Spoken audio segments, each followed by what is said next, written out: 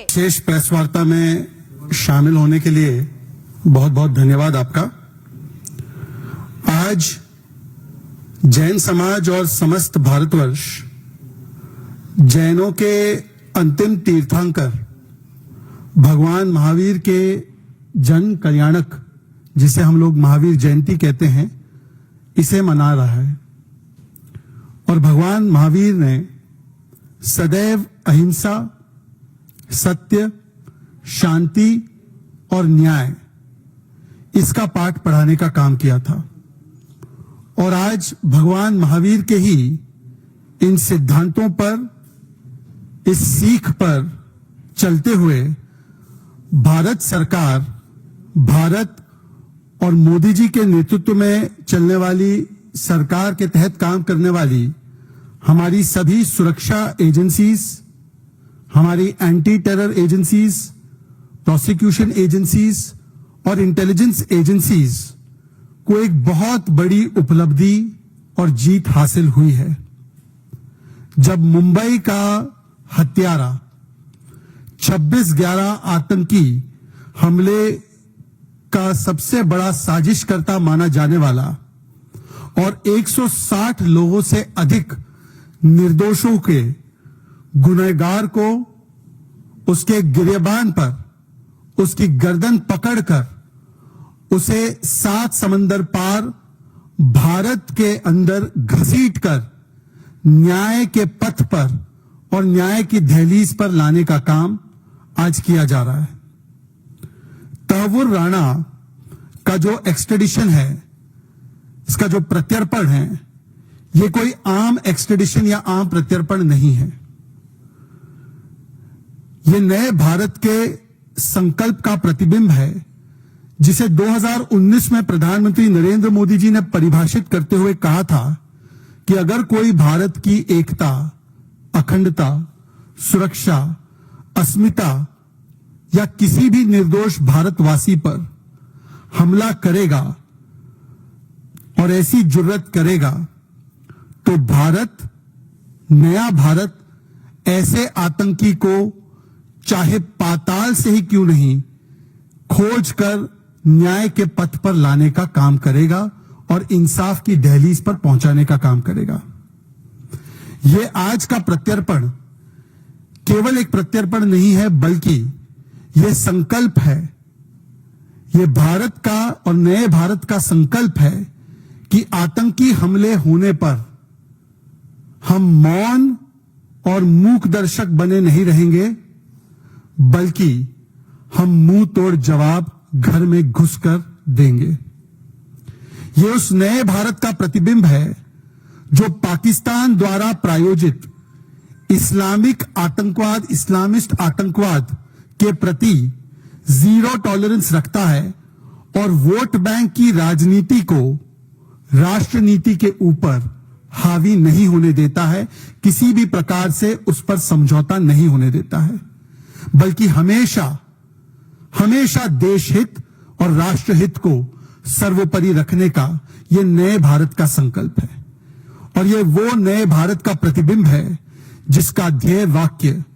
वो बन चुका है जो हम हर 26/11 की बरसी पर देखते हैं कि India will neither forgive and India will neither forget. Bharat ना आतंकियों को कभी भूलेगा, ना भारत इन आतंकियों को कभी माफ करेगा। चाहे पाताल ही सही, हम पाताल में भी घुसकर आतंकियों की गर्दन पर हाथ रखकर उन्हें खींचकर न्याय के पथ पर लाने का दमखम रखते हैं। ये उस नए भारत के संकल्प का प्रतिबिंब है। ये भारत की आज की जो है संकल्पित एक मानसिकता है। आज केवल 138 भारतीय विक्टिम्स के लिए ही नहीं, बल्कि 26/11 में जो मारे गए US, Israel, France, Germany, Italy, Malaysia समेत कुल 17 से 18 देशों के विक्टिम्स, उनके लिए न्याय के पथ पर एक बहुत बड़ा कदम है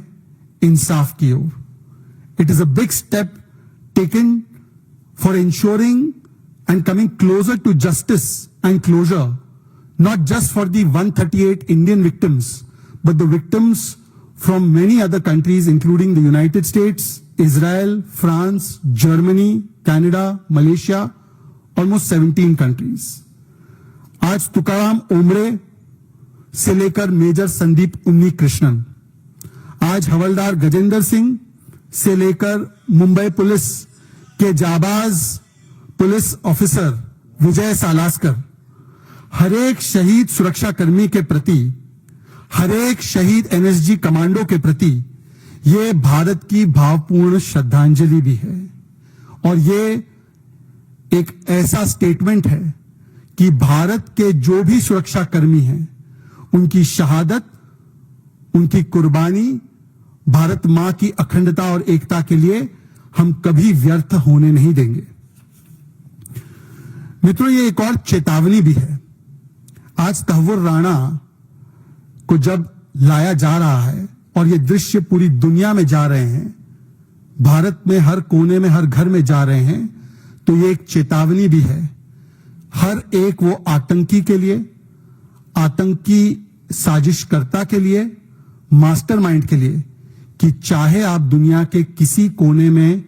किसी बिल में छुपकर क्यों ना बैठे हो, आज भारत मोदी सरकार के तहत आप जहां भी होंगे, आपको चुन चुन कर ढूंढेगी और आपके बिल से निकालकर आपको न्याय के पथ पर लाने का काम करेगी। मित्रों, पिछले 10 वर्षों में आतंक और आतंकवाद के प्रति हमारा एक सी चेंज हुआ है एटीट्यूड में, और आज का जो एक्सट्रेडिशन है वो उसी का दरअसल एक सिम्टम है, एक प्रतिबिंब है, जो 10 वर्षों में आतंक और आतंकवाद के प्रति एक चेंज्ड माइंडसेट और एक चेंज्ड एटीट्यूड है।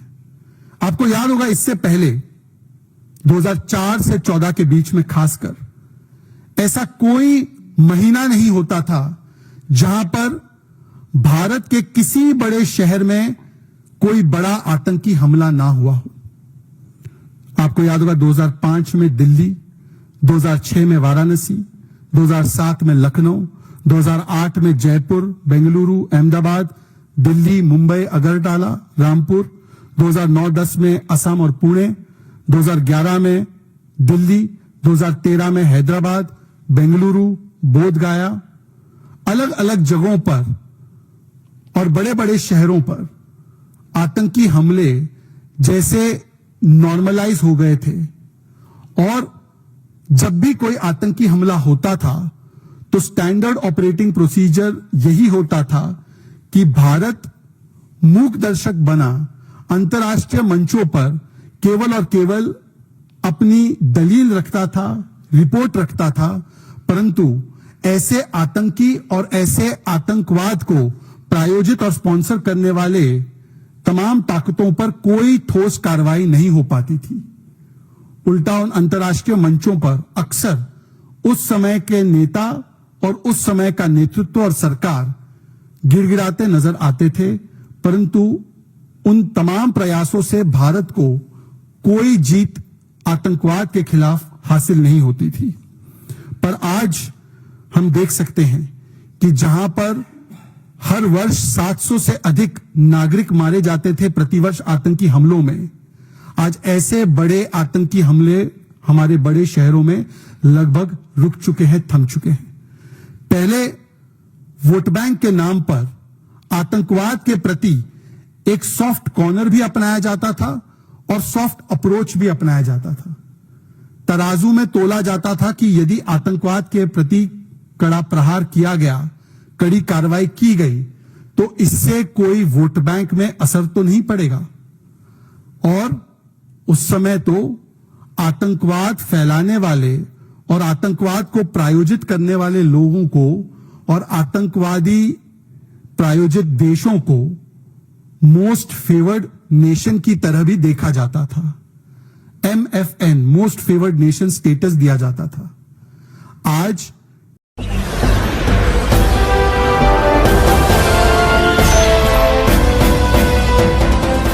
आप देख रहे हैं लाइव न्यूज 99 राष्ट्र सबसे पहले।